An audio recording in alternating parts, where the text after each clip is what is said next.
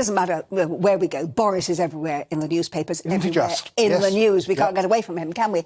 I see there's a report that says that there are 6 Conservative MPs threatening to defect, that he's getting even more letters that are questioning confidence in him, and indeed that there are several mutinous cabinet ministers who are threatening to move against him.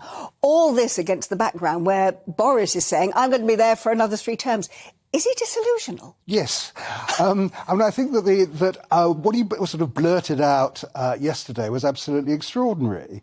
It's a fairly standard question to ask a Prime Minister, if you're elected for a second term, do you plan to hold the second term? Do you plan to serve the entire second term? And what they always say to you, the standard reply is, well, of course I do, even if they don't. I mean, Tony Blair was a classic in that sense.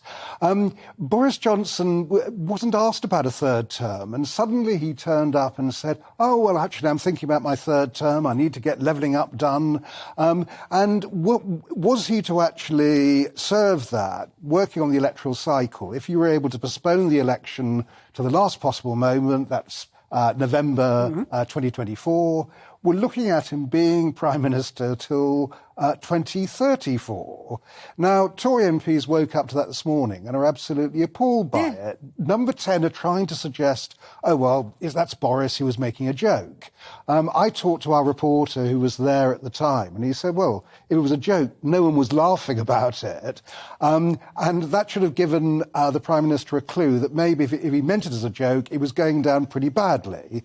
But Prime Ministers shouldn't really be making those risky jokes. No, that's not their job.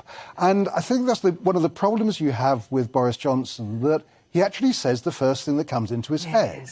Yeah. So he did a BBC interview yesterday, again from Rwanda, and he was asked if he intended to change, and he turned around and said, no sort of sudden psychological transformation is going to happen. Well, of course it's not. I mean, because we know enough about Boris to realise that he's never going to change, is he? But I mean, I think you might have actually said, well, yeah, I have learned a few lessons about what's been happening over the last few months. No, maybe not. No.